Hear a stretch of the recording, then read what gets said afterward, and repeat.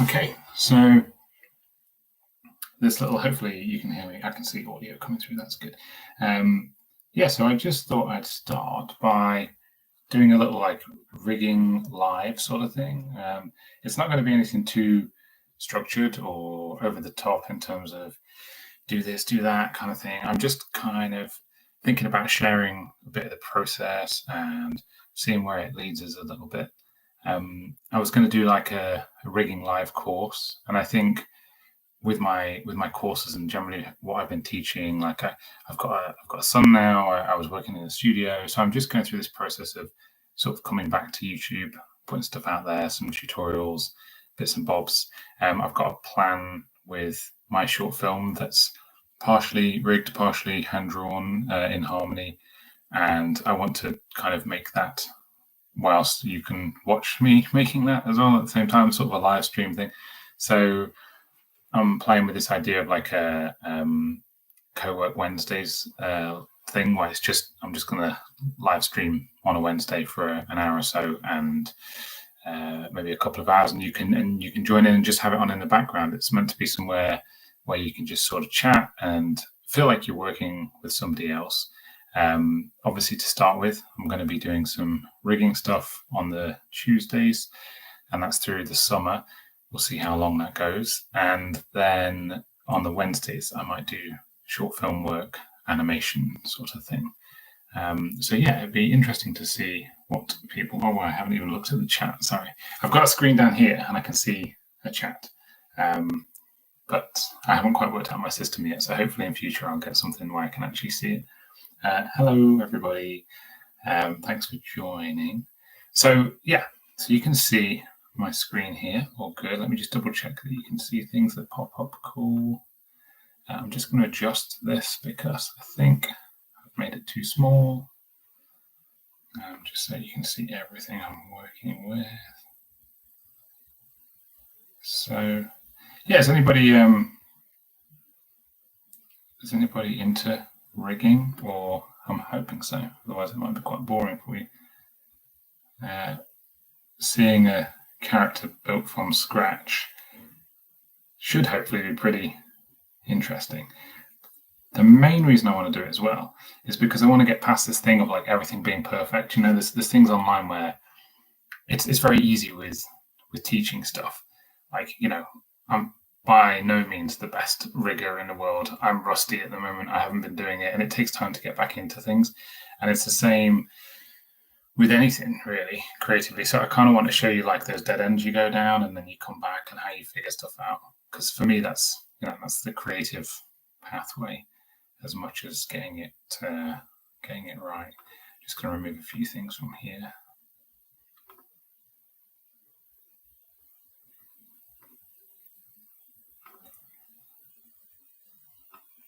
Oops, that's too much.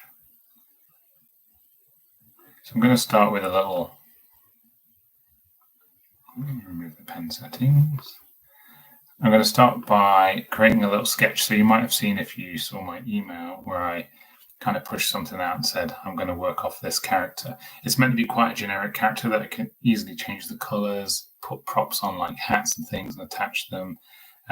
It's being made for the refreshed animation course that I do, which is going to be quite different. But that's a couple of months away, you know, so I'm kind of building the assets for the later part of the course. And it maybe will help you understand how you can build your own sort of generic character if you want to do rigging. If you want to just play with this, I'll make this rig available to people that they can use afterwards when it's done.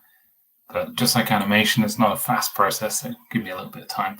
And I'll hopefully be able to add some things to it.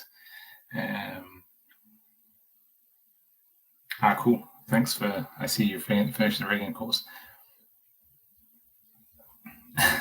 Danny, go make your cup of tea. I'm not on a fast turnaround today. Right, okay, so let's get going. So I'm going to maybe have to work things out a little bit because I've got my camera balanced over here and I can't adjust my screen down.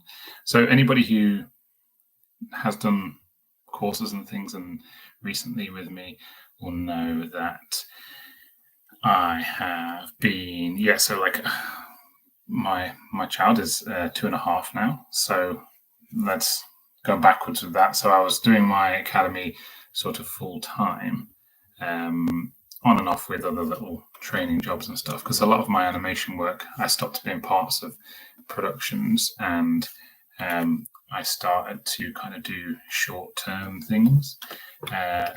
So like consultancy, start of project, like helping people, set up how production is going to work and things like that. And that's fun. It's cool to be involved with things without having to slog away at something for 2 years. It's kind of a little bit getting the glory without actually having to do all the hard work. Because to be honest, the animation side and the building things and everything is really the tough job. And also I wanted to do that because I wanted to get a bit better work-life balance. Let me just find out what's going on with the old pen settings. Yeah, so I did that. Let's turn that off for a second. I've not got my screen set up great, to be honest, but anybody who's, I wonder if that will fit. It's going to be weird. Let's give it a go. That's okay.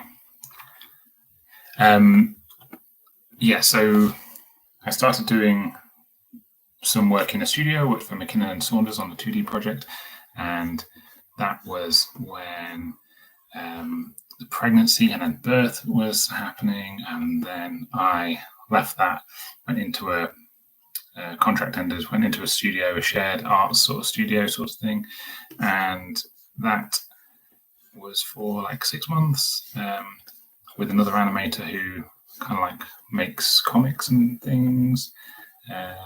His name's Matt Greaves, by the way, with 1 T. If you want to check out his comics, he's got a comic called Blatt. That's really cool. Anyway, so I was in there for a little bit, and then I moved closer to home for ease of like helping out with the baby.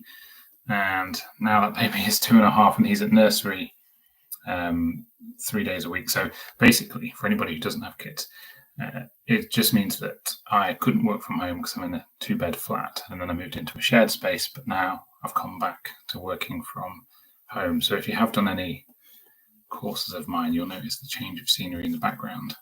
Back in the bedroom warrior. So that's why one of the reasons I wanted to do that thing where we, you kind of that co-work Wednesdays idea, and I'm sure I'm not, coming up with something brand new here. It's just, I wanted to try it out, at least with what I'm doing. And if you're animating or making stuff on your own, you can kind of like just drop into it, throw a few questions around. If it's Toon Boom stuff, be happy to help. Animation stuff, happy to help. Moho, I'm not your person for that. I'm not an expert in it. Danny is. She's got a YouTube channel called Moho Gal, Gal, and she does courses with us as well. So you can find her online, I'm sure. Although she is very busy, so just it's a good, interesting piece of software as well.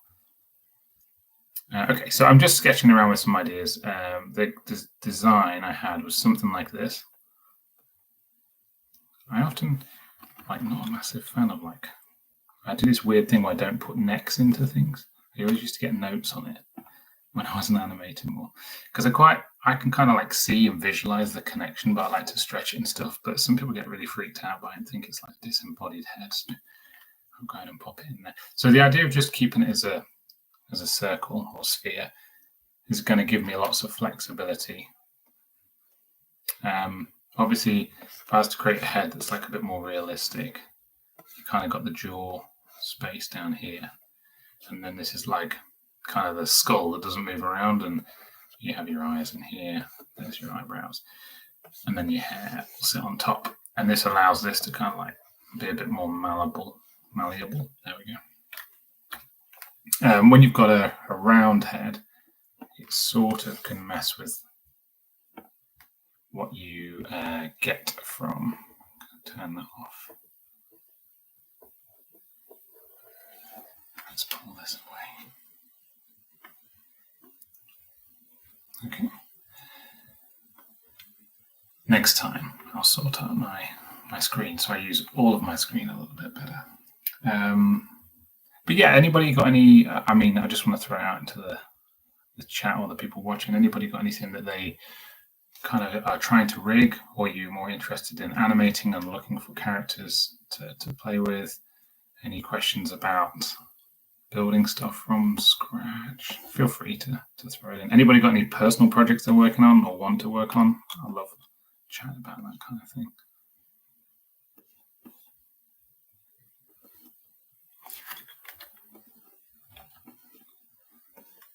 Probably going to keep these streams, by the way, music free, because then if you do want to put your own, when we do the co-work Wednesdays sort of thing, you can put your own music on in the background. So something like this. What I'd like to do with the, just looking at the proportions there. So I'm just thinking about, so one of the, I'm going to be a bit sporadic with how I talk about things, but one of the like characters, I'm by no means, no stretch, a great character designer. I have kind of like my thing, my way I like to draw things. But one of the character design principles you often get told about is proportions, like to make them, you know, if one thing's here, this one's a bit shorter, this one's really long, you can end up with quite a cool, well, appealing, different sort of things. Like these two are a bit close together, so you could shrink that or adjust it. But variation for avoiding uniformity, because organic things are varied, which I think is where it comes from. I do have a bit of a tendency to kind of lean on a more even proportions, but you know, I'd say that's just my thing. Like, look, I was just thinking of like British shows like Wallace and Gromit and stuff, which are, kind of have that in them. That definitely the early days, and it doesn't affect the animation. Appeal is a big thing for me, like making stuff appealing. I'm very much like a fan of like Fred Moore's old kind of style of drawings and things, but not like overly cutesy modern Disney stuff so much. I do like the new Mickey Mouse shorts. I think the animation in them is good, although sometimes it's a bit too like frantic for me. But design proportion wise, like the original kind of like drawings of things on paper, really nice and appealing. So I think for me the head is always a big one to get right. Oh, hang on. Let me have a look at the chat. I've not got the hang of this yet. Let's see what we're dealing with. Hello, Frederick.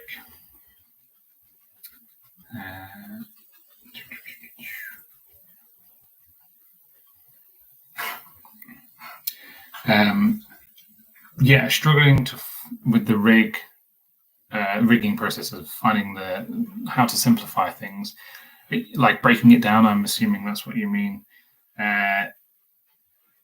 Like, yeah, it is a bit difficult. Hopefully, like I really like simplistic stuff, like simple things in general. I'm not a fan of overcomplicating things design-wise or just for the sake of it. Some people are like, wow, that looks really cool, and definitely it is impressive. But I think with animation, personally, when I see things that are complex, it's like you get this initial visual wow, and then a technical wow as you understand it as an animator or a skilled artist. But then after a while, it just starts to wash over you as, you know, the audience. And the only reason I would keep it in there, Miyazaki stuff's a good example, is it has to serve the story, you know. And that's for me, like, I like the idea of stripping stuff out unless it's absolutely needed, because then it boils it down to its kind of essential communication tools. I know that's not like maybe a very like artistically sexy way to talk about it, but like I just like simple stuff. I love Pocoyo for like preschool. I used to think that show was really cool, how it did something on a, you know, in a white void. I kind of like that style. Bob Godfrey used to do stuff like that back in the day, like very simple, kind of more cartoon illustration, scribbly kind of stuff. I quite like that. That's sort of when you can feel how it's been made. So for me, the simple stuff is nice because it kind of boils it down. But then also, if we can sort of show how something's been put together, it's really nice as well. Phil, you said about is it usual for someone to work as a rigger and animator in studios? Yeah, you normally only do one in a studio. Probably the exception, in my experience, would be in a smaller studio. you might jump between the roles, but most of the time it's probably a resource thing. Like if you're a rigger and an animator, yes, you're really valuable because you can do both roles. But normally rigging comes before animation, so you're going to rig the stuff, then you're going to start animating it. But then on productions, if you think about it, like my McKinnon and Saunders job, I was overseeing the rigging. We had a really good rigger, Catherine Egan, well done for basically doing all of the rigging pretty much on the show, along with Alex, who joined us later. But yeah, so I was like lead rigger on that. But when I got into it, because I was also role sharing and doing technical direction and overseeing like the scene build stuff, I would never get to do it in the end because I was so busy with other stuff, and you would end up with a similar situation. So rigging would be working on 2 episodes ahead, and animation is working on 2 back. If you are doing both jobs, you would have to jump between the 2, and it'd be like super stressful.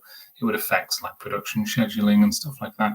So yes, it's useful to know both because it allows you to make quick fixes, add props and things. But to do both at the same time, you are a wizard if you can do so. So I would say it's probably like something that is more useful for just like ability to get more jobs and also make your own stuff.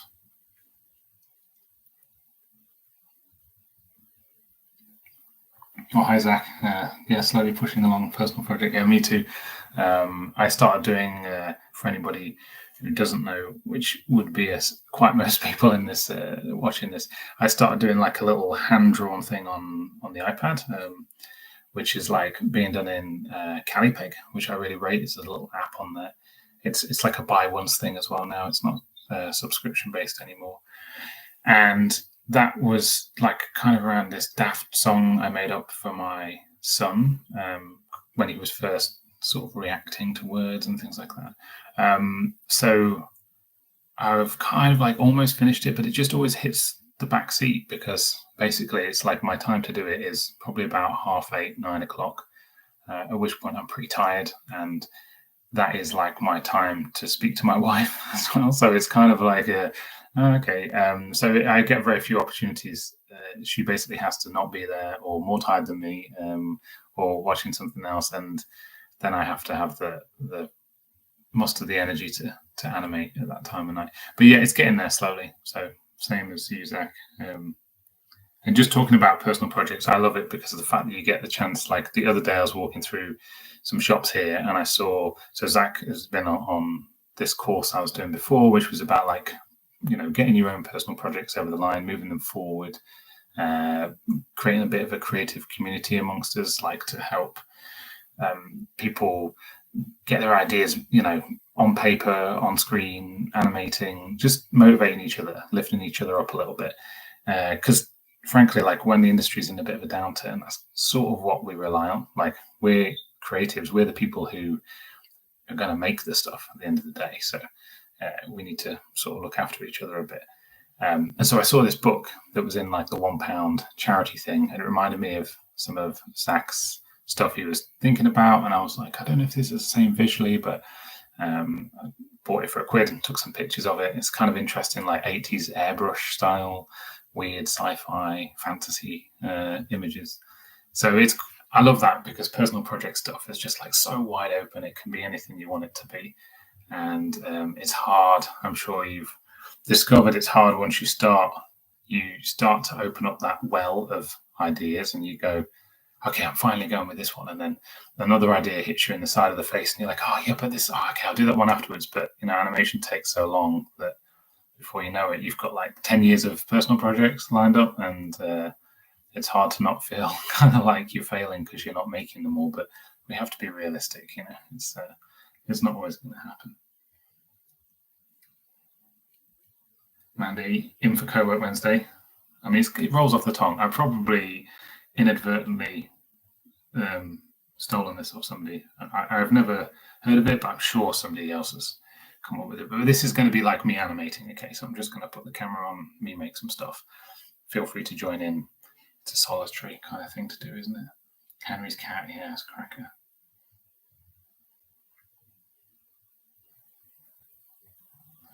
Cool. Okay, I'll draw some more stuff. Okay, so I normally start with, when I'm doing rigging stuff, I'll normally keep it super loose. Does everybody know the Control F, Command F on a Mac thing? It's going to throw my whole screen out of proportion, but basically it's a way of like whatever window you're over, if you press it, it toggles through being sort of like enlarged screen to full screen.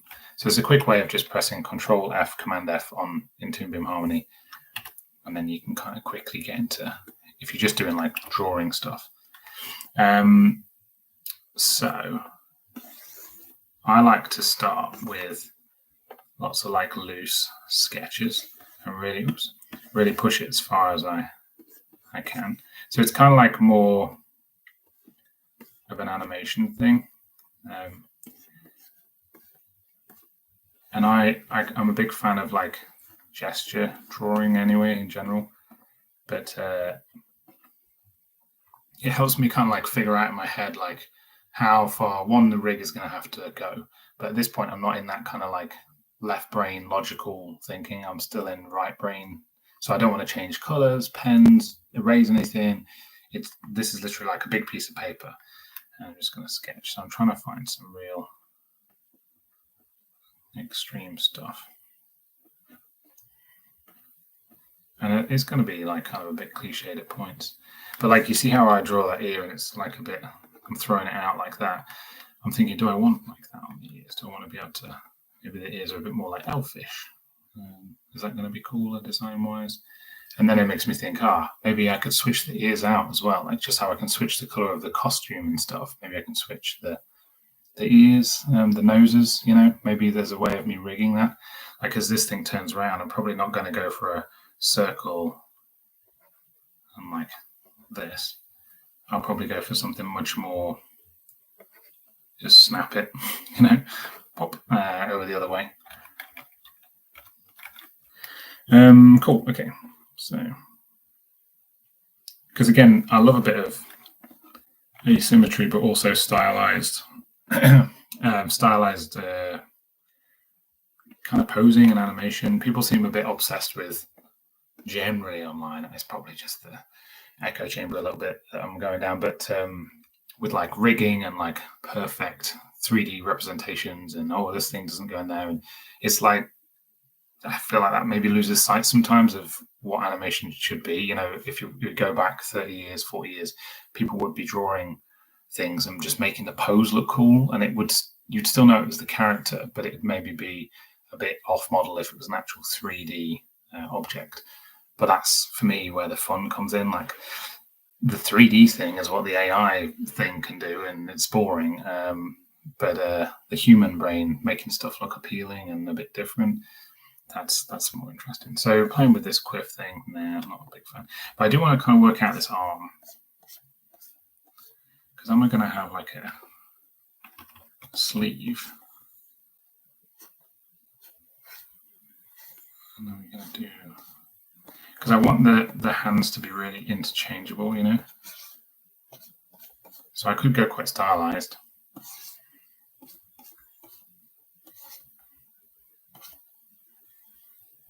And sort of something like that. I saw actually a talk at Animating Tomorrow, is that what it was called? Manchester Animation Festival ran it. So that's a great festival, by the way, if you can go to one in the UK. Steve Henderson, Jenny, they do a great job with that. Danny was there with Victor from Moho doing a talk as well, which was really cool. But I can't remember the name of the guy, sorry, but somebody from Bluesy did a talk about creating a universal facial rig in 3D. And it's funny because I was trying to find something that design-wise would move between my 2D characters. So seeing that at the time was like, this is really interesting, seeing something from a different angle, like software-wise. And yeah, it was really interesting, and that's kind of what I'm looking at here. So I want to create some universal sort of hands. It's a bit weird drawing at this angle. My screen is like super upright, but I'm definitely going to want like a skinny little wrist thing. And then maybe just do away with the thickness altogether, just kind of keep it like that. I don't have a system for hands either. Like, some people label them in a certain way. If you do have a good system, let me know. It's like, I know I've worked in studios where there's people who've done tons and tons of rigging, and they have such a system in place because they've learned it at a studio, like a big, quite systematic studio, where they'll have like all the open hands, all the closed hands, the sort of the points and things like that, the gestures.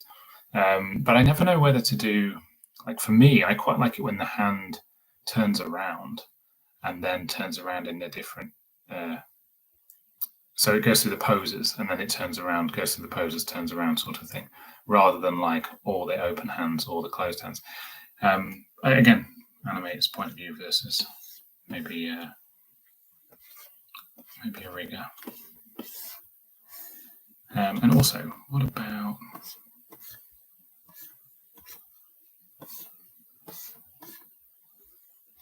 anybody got any questions? By the way, I haven't kept up with the chat. No, it's all been okay.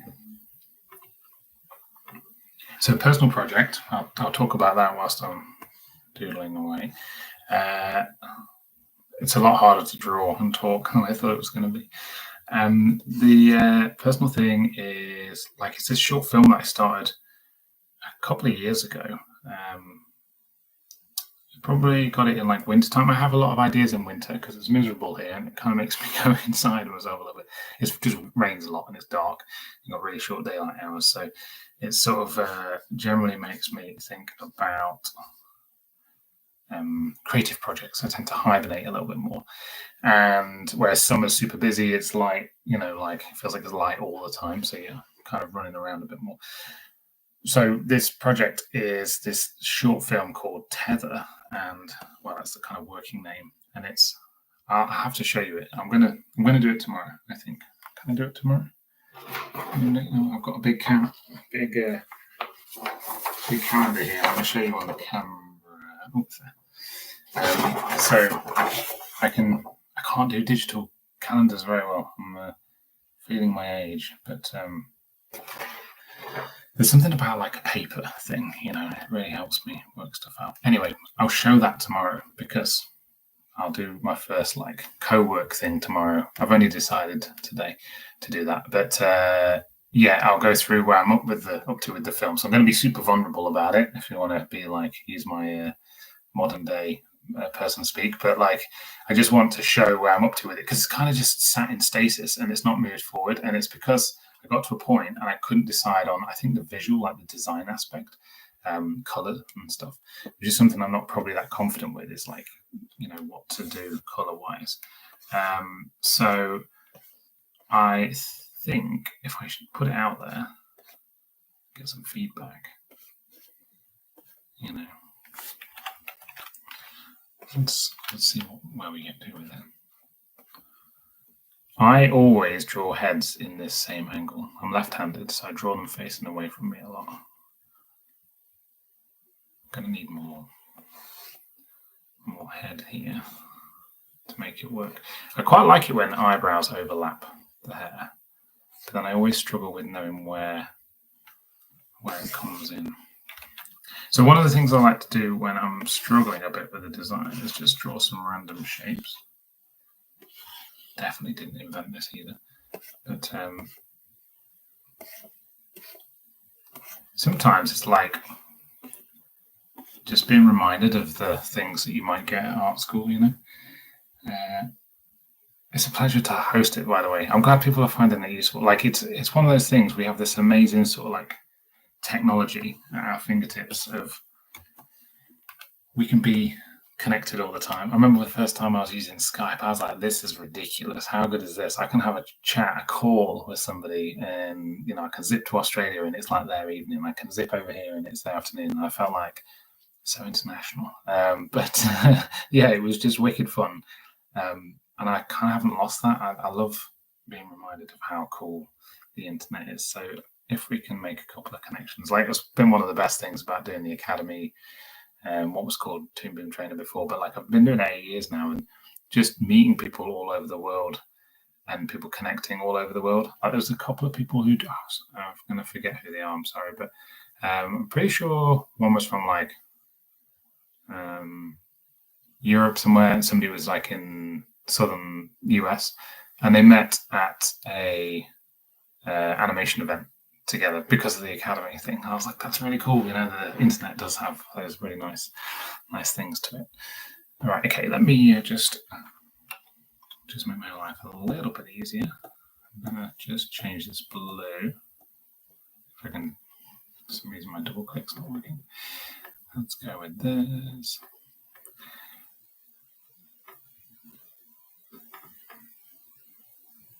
Just gonna change them to blue, and then we'll go back to black. Great album, by the way, if anybody's not heard of it.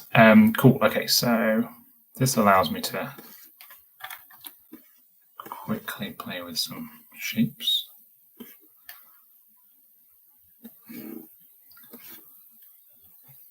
So I'm mainly drawing this female character. I really like to not be too gender specific if I can. It's not me trying to be really woke or anything. It's just I've found it makes me design better. Like if I don't think female male, especially like young, because I'm preschoolers, like all my training in animation, it tends to make me fall back on, even if it's super subconscious, all those overused tropes of things that you've been brought up on, like pink is for girls, blue is for boys, fast cars. Like you still see it on adverts for around kids' TV shows and everywhere else. And whereas if I think like gender neutral, it's kind of makes me think, what is this character, rather than because they're a girl, because they're a boy. And then if I add that bit at the end, it generally adds a layer of interest. Like it's like the last thing to think about. So yeah, I'm trying to think of somebody with long hair. There's this guy at my animation course who had pretty cool, the world's most amazing long hair. So maybe I'll put that in there. I'm obsessed with this fringe. I'm not sure about that. It could be quite fun. I always tend to draw faces. I run out of space. But I do like a centralized facial expression. And then I just stretch the face if I need to.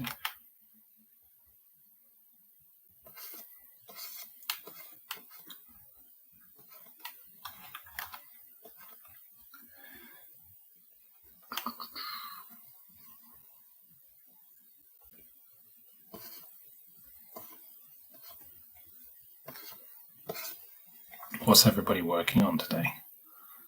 Is anybody working? I'd love it if everybody said no, they're having a day off.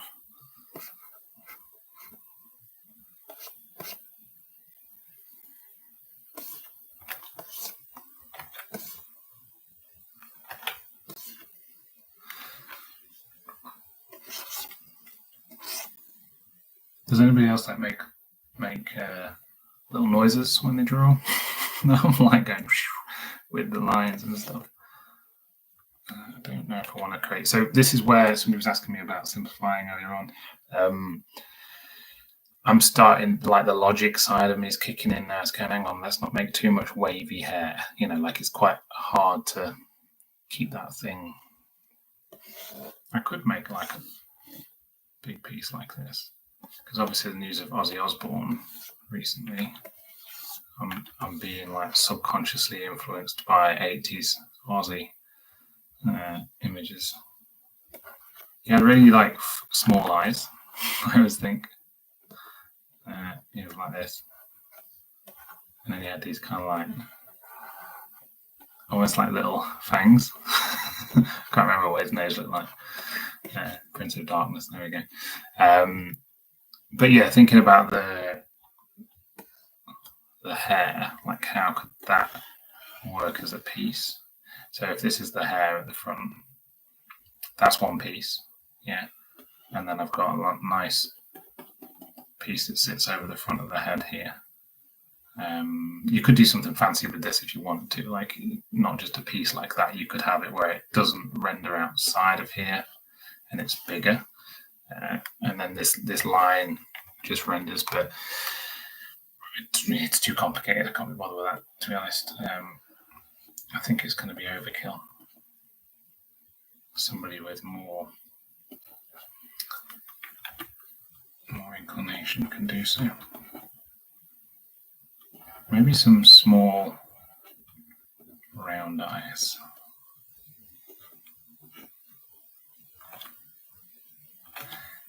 I do like eyebrows that go over the top, but yeah, I'll have to figure out that one. Now this head shape is gonna maybe be more preferable because it gives me a bit more room to, let's see how I can get that working. Oops.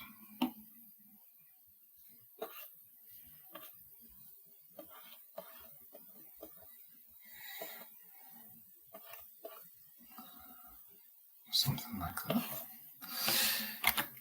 Cool.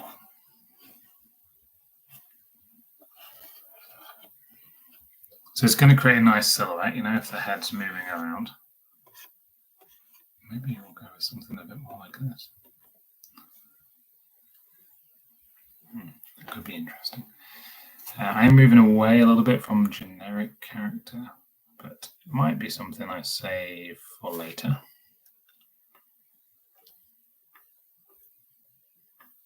Just make one of those there.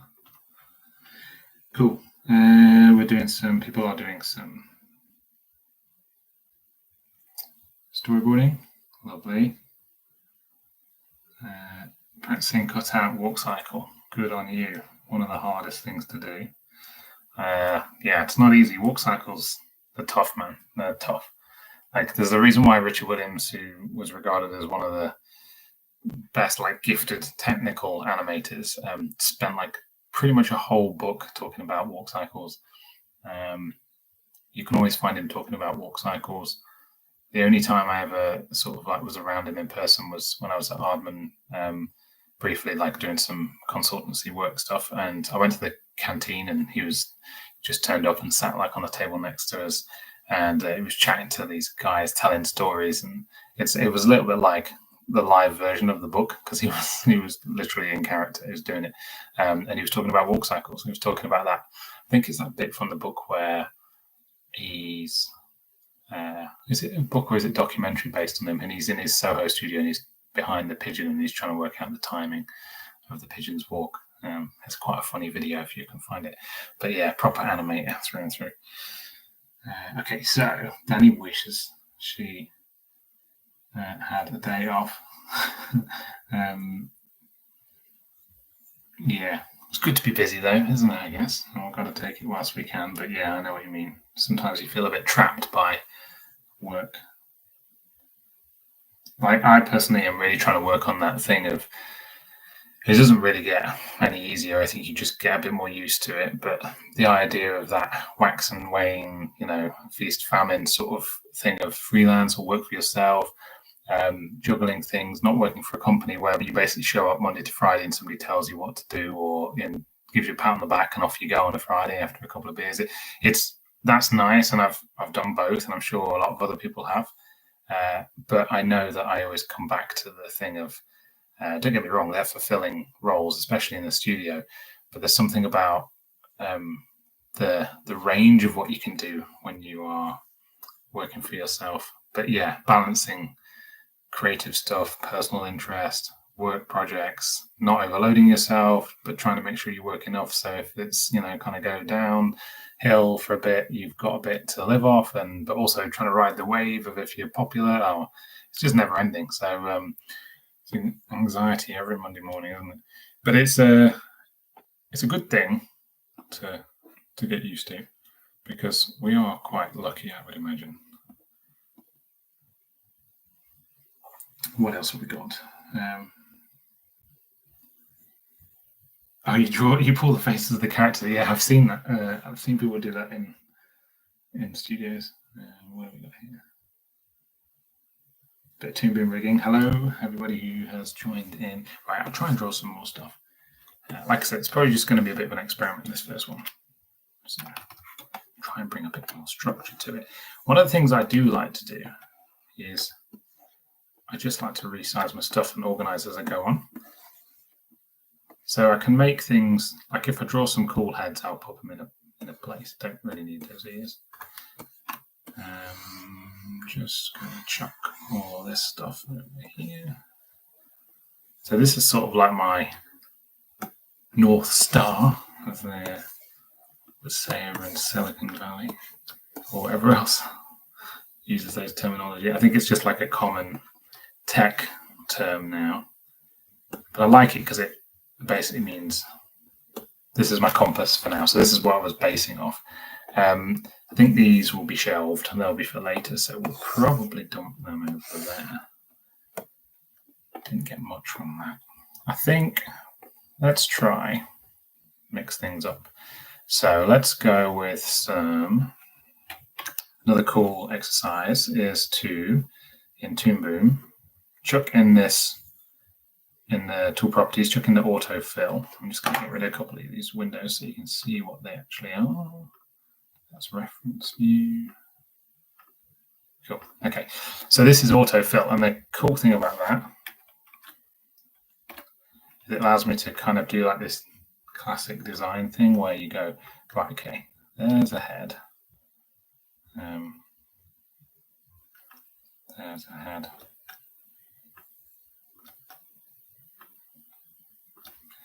And then rectangle.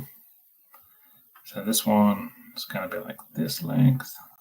Oops. I need to put that on for this shape as well. Cool. Don't know if you can hear my dog snoring in the background. Having a great day.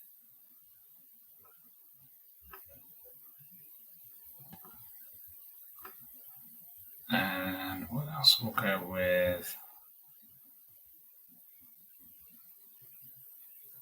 Go with that. And then we'll pull some points out.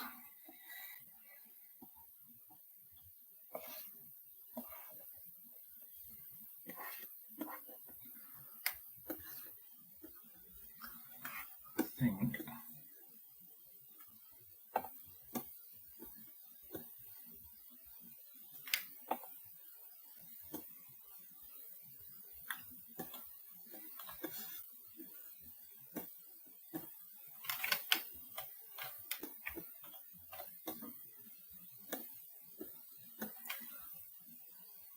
So you could put a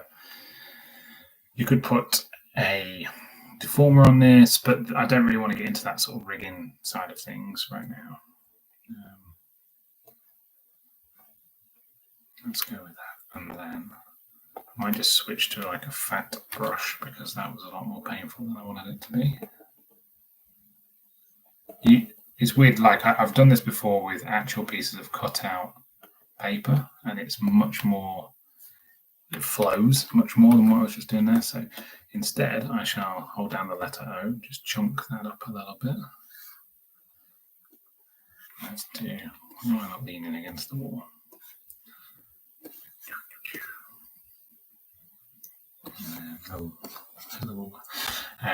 Cool. That's it. And then this one.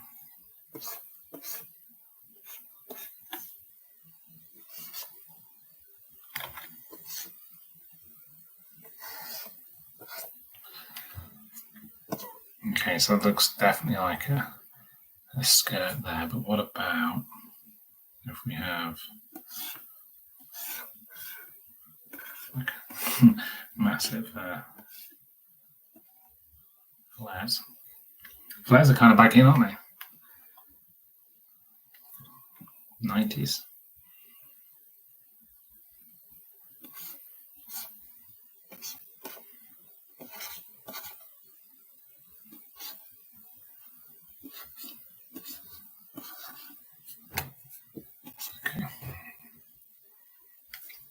So my general thought process when I'm doing this is I'm sort of just looking for, you know, if we look at this one again, it's sort of like It's quite long.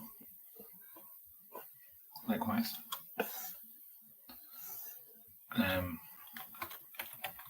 kind of like this proportion. And you might think, if you're watching this, going, well, you're not really making any progress. You still prefer that one. That's okay, because I sort of want to know that I don't want to do anything else.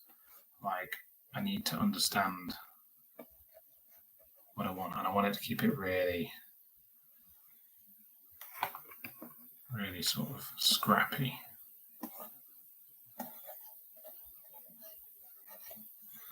Love a little platform shoe. Could be like a big baggy t-shirt, to be honest.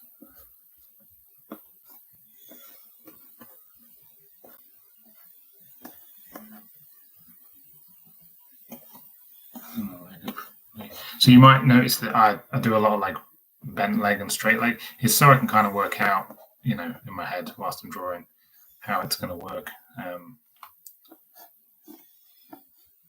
Just draw it straight over the top.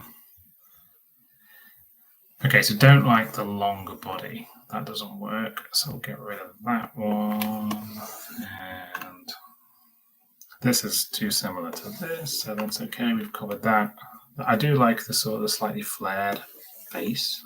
And then that proportion is sort of working. The only thing I think I like about that is the sort of like the flared t-shirt. So we'll keep that one as well. And then we'll go back to here. Okay, so let's see if we can work out that leg a little bit more.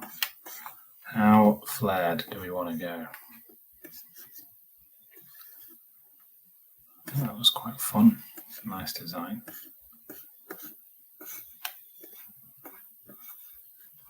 Because I don't really want the shoes to be... How would they even look front on? Like that. Like a weird penguin foot. Maybe I just keep them side on like that. That's cool.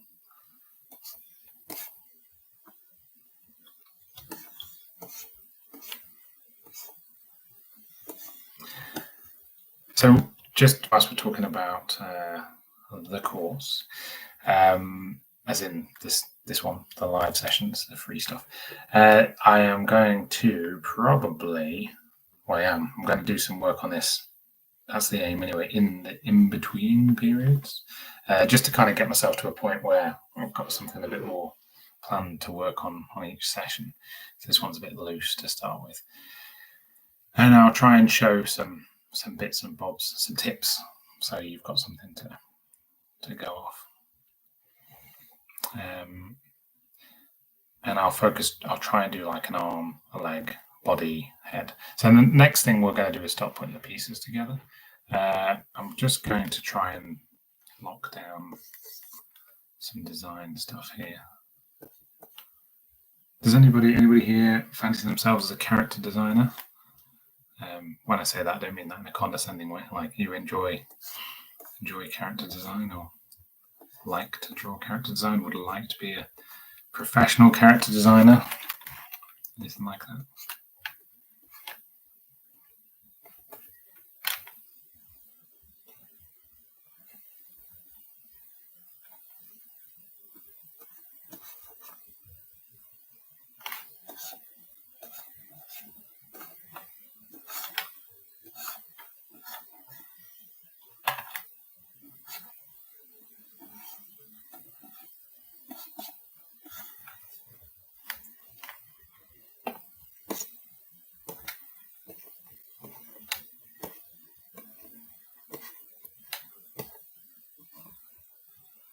So one of the nice tools is this perspective tool. Allows you to pull things around quite a bit.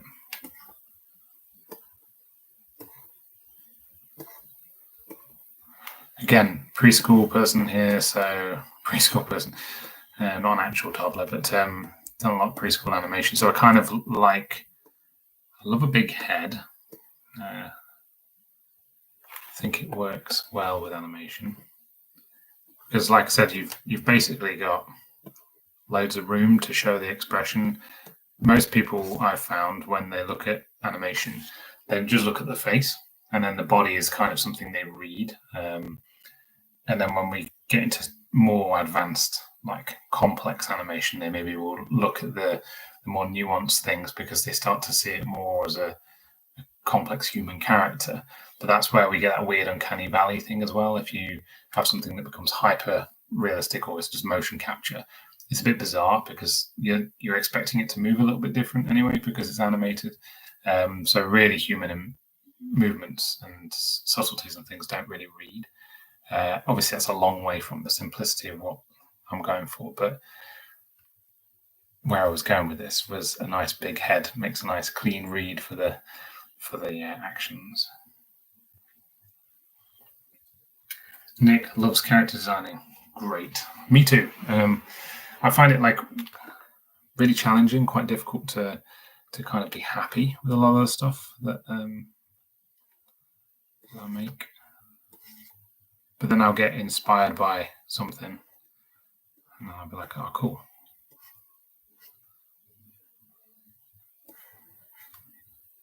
But I always tend to fall back on my personal sort of like style a little bit. And I noticed that my style changes as I do live drawing, which is kind of odd.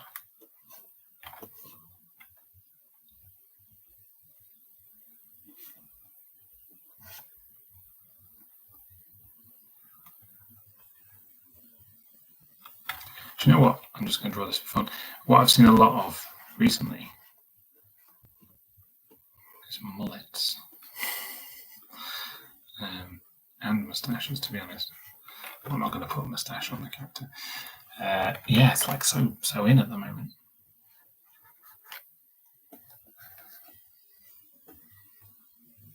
It's kind of fun. So that generic design would work well for that. I think we're going to go for a nice big circle in the middle. And I'm probably going to cheat the hips a bit. So the shoulders and the hips, for me, are one of the most complicated thing because they're hard to get right for an animator because when the way how a shoulder moves is a bit easier than hips, but they tend to, like the hips, if you've done an anatomy study, they're so complicated, like how there's so many things moving around there, muscles and tendons and ligaments and bone and everything else. And it's like, it's quite difficult to rig that because of on a 360 thing.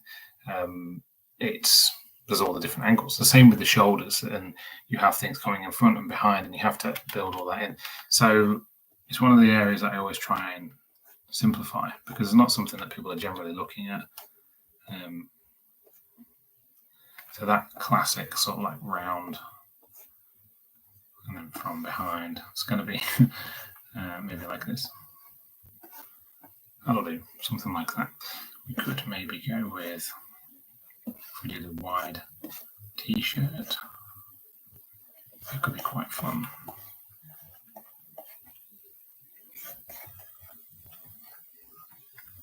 Keep pulling back to my little bootlegs. I think I'm going to go with that, to be honest, because I could swap my bootleg to being that quite easily. And then this bit could just be a cutter. Yeah, just a little piece. I think that'll be fun. So if we do this, and then a way of simplifying those shoulders could be there's like one piece like this, and then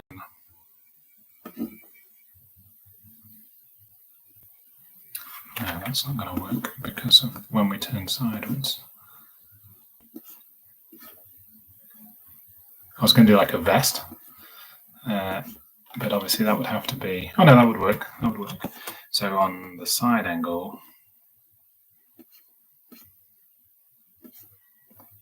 we'd have this.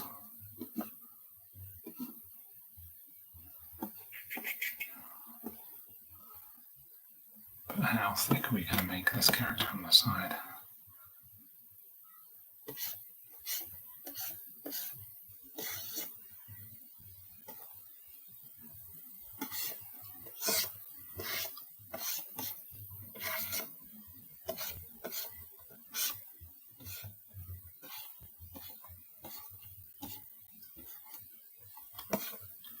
And maybe a neck like that. Not the world's greatest posture there, but well, that'll work.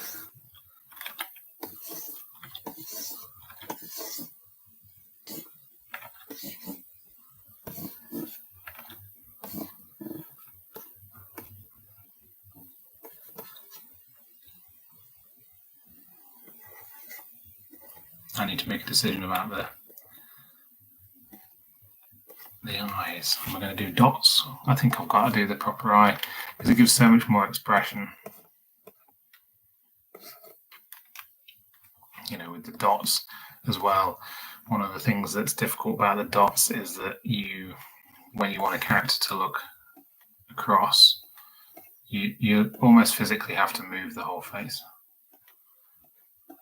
Whereas you can do the subtle thing. Oh, that's up here.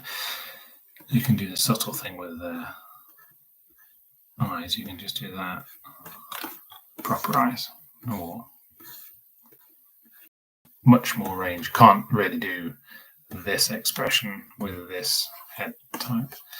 I could probably make it a swap out. So there's a button that we turn off everything except the pupils switch to this.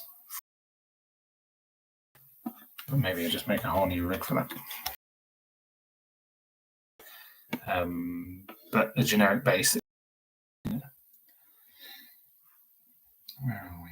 Okay, we're nearly 8 o'clock. Wow. Okay, so what's next then for this rig? So I've got to sort of finalize how this is going to work in a turnaround.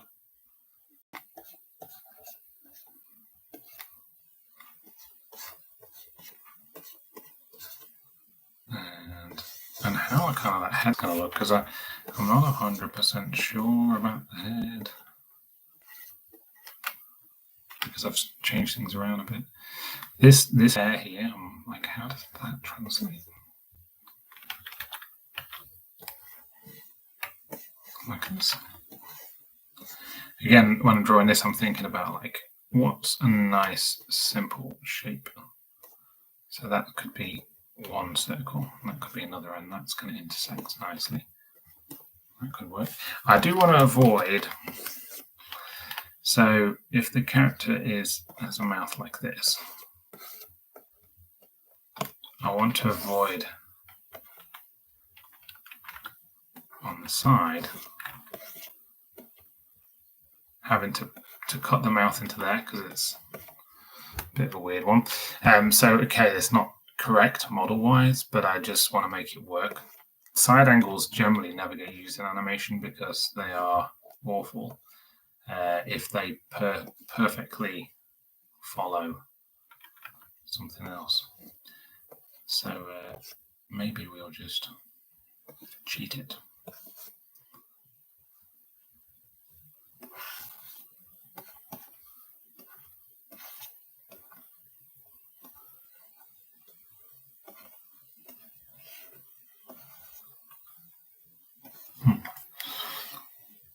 We'll get there with it.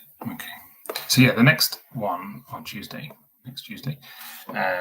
If you want to, by the way, get these updates when I do stuff like this and know when I'm going to do like a live stream thing, just the easiest one is probably either follow the Instagram, which is, who knows what it is, to be honest, adamsanimationacademy.com. At the bottom of the page, there's a link to the Instagram, or just search for Adams Animation Academy.